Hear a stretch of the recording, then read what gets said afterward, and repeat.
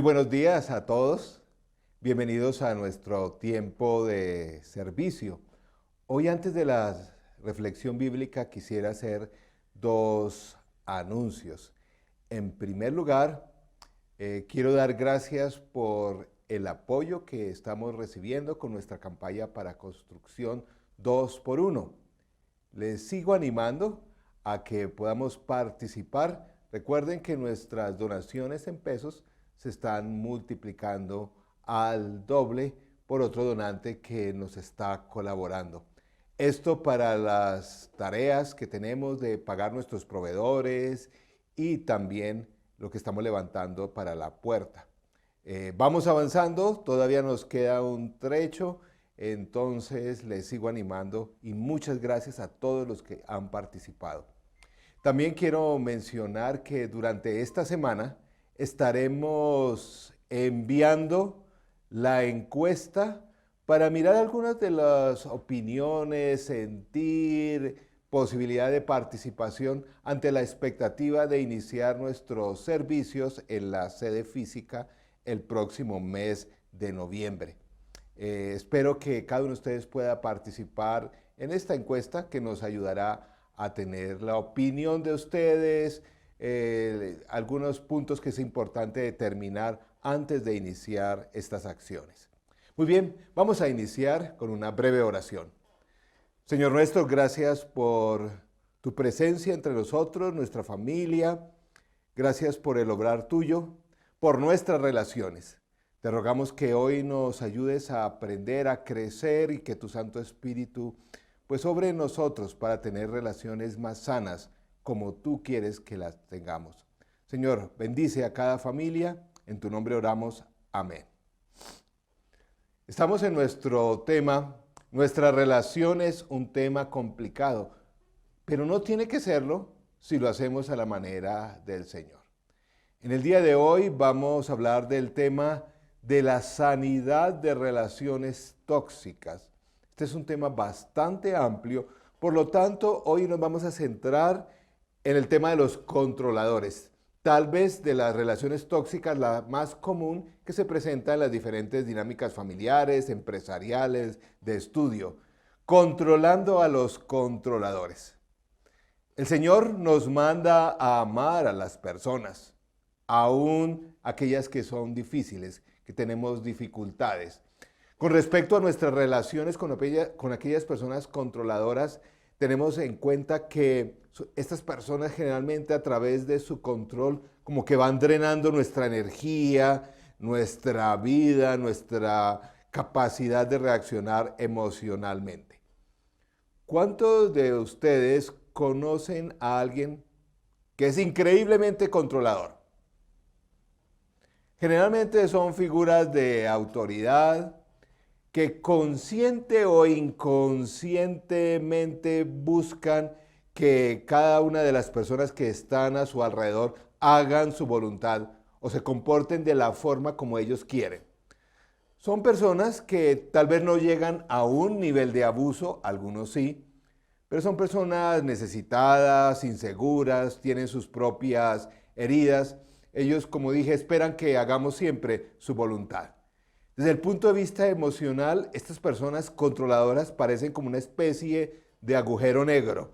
No importa lo que hagas, la atención que les des, la forma como busques agradarles, siempre tendrán algo que decir, siempre amenazarán, que tendrán quejas, pataletas. Relacionarse con personas controladoras parece como caminar pisando huevos, con tanta delicadeza y con tanta complejidad en relacionarnos. Muy bien, ¿cómo? Vamos a ver en el día de hoy las dos armas o los dos recursos no tan sanos que usan las personas controladoras. En primer lugar, usan las amenazas. Recuerden, esto es implícito o explícito. A veces no son tan directos en ese tipo de amenazas, pero con sus comentarios dicen algo así como o haces lo que quiero o te vas a arrepentir. Si no actúas como deseo, vas a tener problemas, vas a ser castigado, rechazado. si no haces esto, pues tendremos dificultades serias, etcétera, etcétera. Poniéndolo en términos concretos, es por ejemplo en una relación de noviazgo donde a veces el novio quiere presionar a su novia para excederse desde el punto de vista de sus relaciones, tal vez llegar a relaciones sexuales, si no, indirectamente está diciendo rompemos esta relación. O en otros casos es el jefe que pretende aterrorizar a sus empleados para que se esfuercen al máximo y ojalá se conviertan en especie de esclavos de la oficina. O también es el cónyuge que a través de sus exigencias amenaza directa o indirectamente con que tendrán problemas matrimoniales o se irá de esa relación. Primer recurso que usan estas personas de una forma insana es la amenaza. En segundo lugar es la culpa. De una forma implícita o implícita, estas personas generan en las personas a su alrededor un sentimiento de culpa. Escuchas expresiones como estas: después de todo lo que he hecho por ti, no eres capaz de hacer esto por mí. Expresiones como estas: pensaba que éramos buenos amigos. Obviamente no puedo contar contigo. ¡Ja! Y eso que usted se llama cristiano, etcétera, etcétera. O el pariente que dice, nunca me llamas. Claro, como estás siempre tan ocupado. O la mamá o la abuelita que dice, bueno, yo ya sé que ya no me ama. Yo me puedo morir y nadie se da cuenta. Pueden pasar 2 semanas y si no es por el olor, nadie se da cuenta que yo me voy a morir, etcétera, etcétera. ¿Cómo amar a estas personas que intencionalmente o no intencionalmente quieren controlarlos? Vamos a ver esto a continuación. Es interesante que el mismo Señor Jesús en sus relaciones también tuvo problemas con esto. En Mateo 16 vemos esa historia de Jesús y Pedro, donde Jesús está explicando su futuro ministerio, el sufrimiento, ir a la cruz, morir, resucitar. Y Pedro, que tenía un temperamento bastante controlador, empieza a expresar o a relacionarse con Jesús de esta forma. Jesús estaba explicando todo esto a sus discípulos, que iba a dar la vida, que iba a morir. Y cuando Pedro en ese momento dice, no, yo voy a corregir esto, eso no te va a pasar así, a ti eso, estás equivocado. Marcos menciona como 3 o 4 veces momentos en que Pedro o los diferentes discípulos buscan controlar al Señor Jesús. Veamos este pasaje, cómo es que Pedro interactúa de esa forma controladora con el Señor Jesús en Mateo 16, 21, donde dice, Pedro lo llevó aparte y comenzó a reprenderlo. Nunca, Señor, él dijo, esto nunca te sucederá. Jesús se volvió y le dijo a Pedro, quítate delante de mí, Satanás, eres una piedra de tropiezo para mí. No tienes en mente las preocupaciones de Dios, sino meras preocupaciones humanas. Entonces Jesús dijo a sus discípulos, el que quiera ser mi discípulo debe negarse a sí mismo, tomar su cruz y seguirme. Muy interesante, la primera reacción de Pedro con Jesús fue como tratar de aislarlo. Es una de las reacciones que comúnmente hacen las personas para controlar a otros, como aislarlos de sus núcleos de amistad o familiares o de trabajo. Pero veamos 3 cosas que podemos hacer para contrarrestar esa tendencia de algunas personas de querer controlar a otros. En primer lugar, es importante saber cuál es tu llamado desde el punto de vista cristiano. ¿Cuáles son tus dones? ¿Cuáles son tus capacidades? ¿Qué es la voluntad del Señor para tu vida? Para el Señor Jesús era bien claro que Él venía para buscar, para salvar a los pecadores, para dar su vida en rescate de todos los pecadores de ese momento y y de la humanidad en general, ir a la cruz, morir, resucitar. Como dijo el Señor Jesús, yo no vengo para los que están sanos, vengo para los que están enfermos. Jesús dijo también, yo no vengo para que me sirvan, sino para servir a otros. Es importante tener en tu vida claro cuál es el llamado, Señor Jesús, para ti, por lo menos en este momento de vida. ¿Cuál es la voluntad tuya en tu trabajo, en la iglesia, en la familia? Si tenemos claro esto, podemos contrarrestar esas intenciones de otras personas de controlarnos. Algunas personas me han dicho, no, es que mi llamado es trabajar en la investigación médica del cáncer. Tengo algunos amigos trabajando en eso. Otro que dice, no, quiero ser, y de hecho es misionero en el país de Kenia. Otros me han comentado, el Señor me ha llamado a ser testigo de Él en el trabajo. Otros me dicen, a servir a los niños en la iglesia, o a servir en la administración, en la iglesia o en el núcleo familiar. Saludar a las personas nuevas cuando llegan a la iglesia, dar un cuidado médico de excelencia a los pobres, predicar por medio de las canciones, etcétera, etcétera. Es importante conocer cuál es la voluntad del Señor para la vida. En el pasado y bueno, todavía trabajo bastante con líderes, con pastores, y ese es un asunto que yo trato de ayudarles a que puedan tener muy claro qué es el llamado que el Señor tiene para su vida en estos momentos. Trabajando con líderes y con pastores me he dado cuenta de dos cosas. Una, pastores o líderes que descuidan su familia y sus hijos tienen muchos problemas al servir al Señor. Pero también pastores que hacen la voluntad de su esposa y de sus hijos, que se dejan controlar con su esposa, por su esposa o sus hijos, y líderes también, o su esposo también, tampoco desarrollan ministerios como de un impacto importante a otros, si se dejan controlar. Porque es que el llamado del Señor está primero a otros llamados. Durante mi servicio al Señor ya por muchos años, varias veces he recibido la presión interna, externa de mi familia, de amigos, a que tal vez me dedique a otros campos del servicio cristiano, pero para mí ya ha sido claro por muchos años, mi llamado de ser pastor y particularmente pastor en la colina. No a ser ejecutivo de organizaciones cristianas. Me gusta enseñar, me gusta el ministerio de ser profesor, pero si esto implica salir de la iglesia, no es para mí.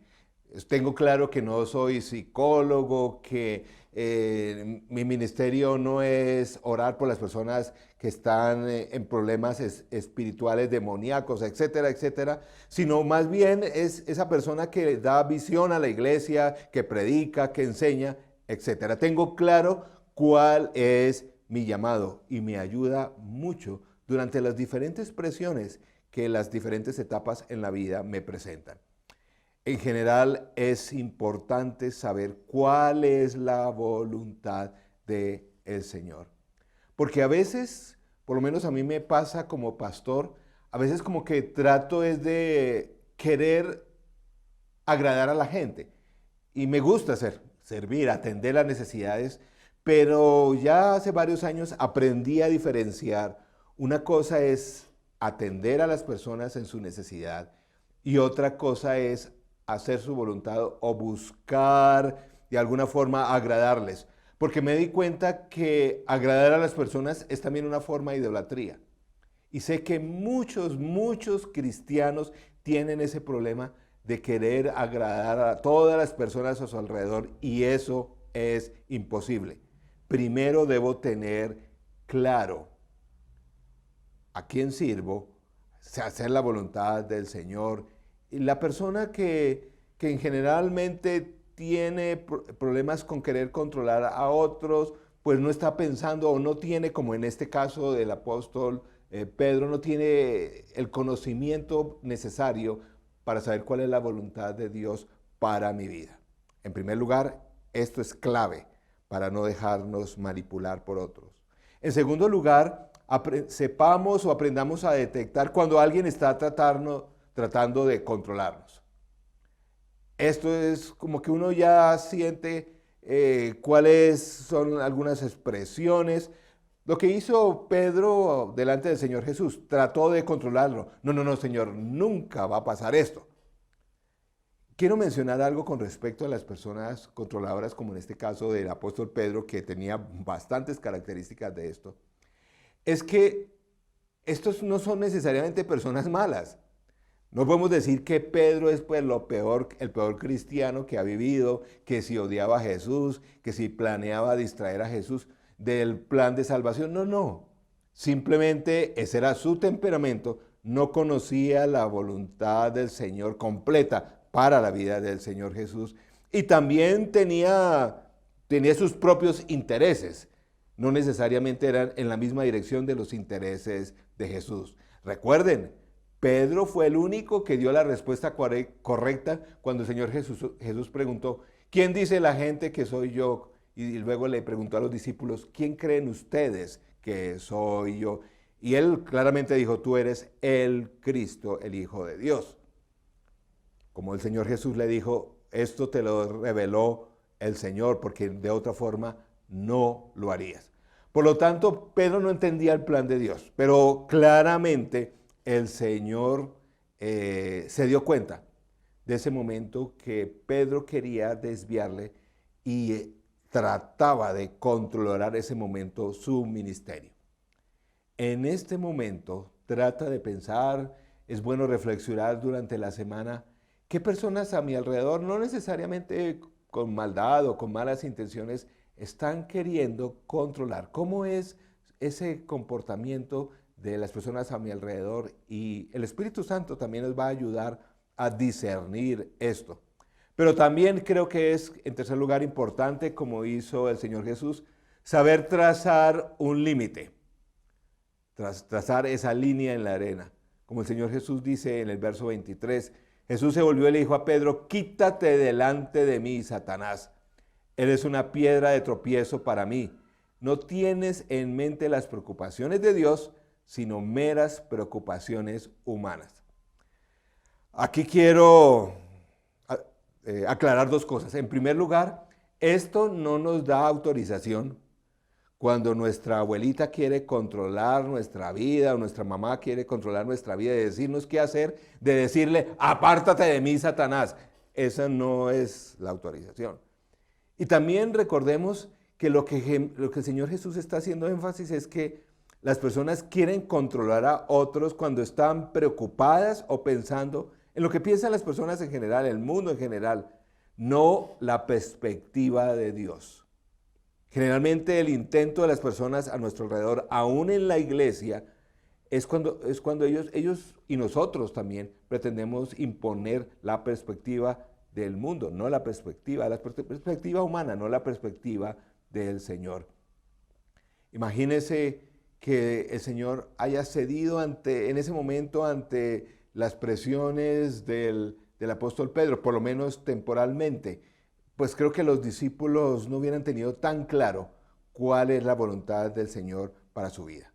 Poner límites a aquellos que pretenden controlarnos no quiere decir que seamos rudos, que seamos antipáticos, simplemente decir yo tengo claro cuál es la voluntad de Dios en este momento de mi vida, para esta decisión, lo tengo claro. Y es necesario entonces poner esos límites. Nuestras relaciones siempre son una combinación de lo que construimos y permitimos. Por eso en este momento también quisiera que pudiéramos reflexionar y pensar que en esta danza de las relaciones, siempre que hay una persona que controla, hay otra persona que se deja controlar. Por lo tanto, es importante tener en mente esto. Siempre que hay un controlador, hay alguien que se deja controlar y ambos tienen problemas. Yo en esta breve reflexión estoy hablando de los casos de las relaciones normales.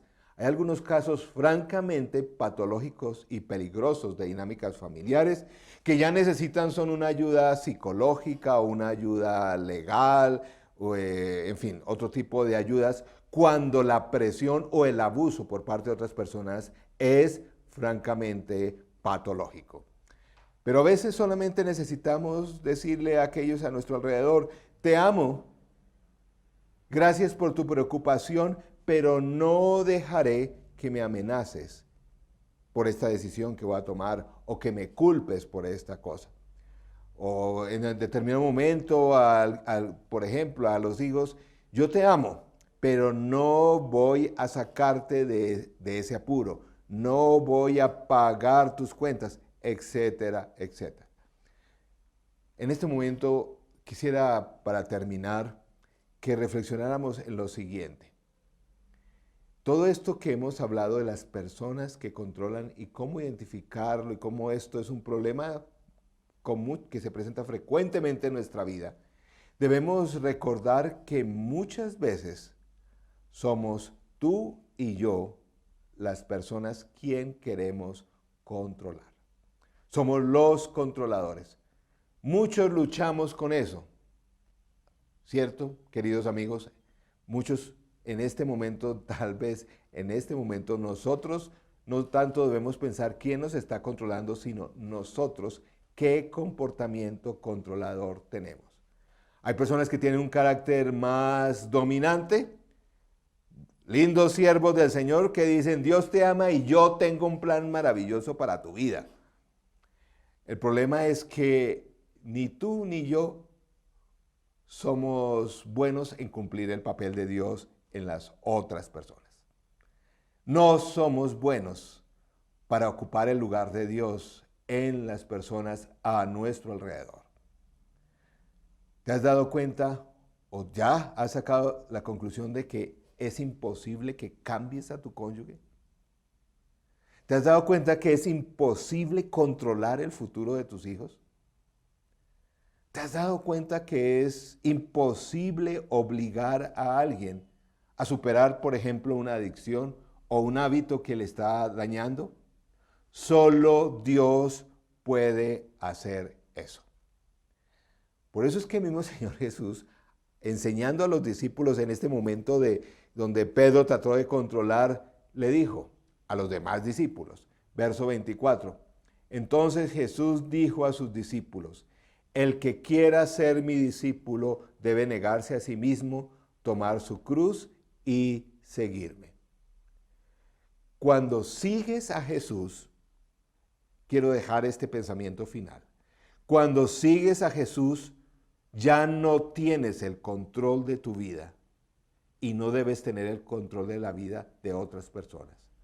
Recuerda, no es mi voluntad, sino debo hacer la voluntad del Padre.